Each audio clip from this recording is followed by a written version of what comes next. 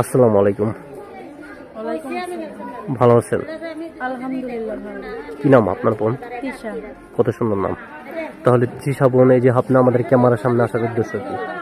হ্যাঁ আইসি, অনেক কষ্ট করে আইসি। বাবাটা অসুস্থ, কাজকর্ম করতে পারে না। আম্মুটাও বয়স্ক মানুষ, কি করবে? আমারই কাজ করে খাওয়াইতে হয়। মানুষের বাড়ি কাজ করি, সেলাই মেশিনের কাজ করি। এখন কিছুদিন ধরে কাজে যাই না। এমনি বাবাটা অসুস্থ, কাজকর্ম করতে পারে না।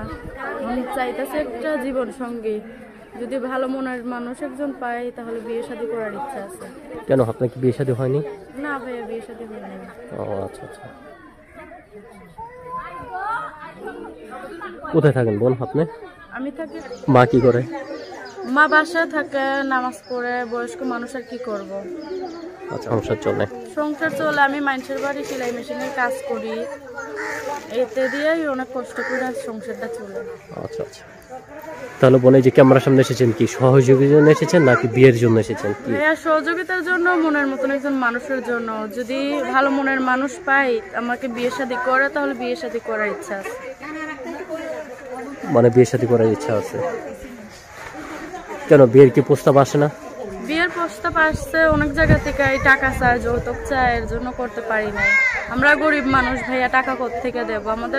আমাদের সংসার কোনো রকম চলে কষ্টে পইরা। সেলাই মেশিনের কাজ করি মানুষের বাড়ি, নিজের তো মেশিন নাই, তাই সেলাই মেশিনের কাজ করি মানুষের বাড়ি।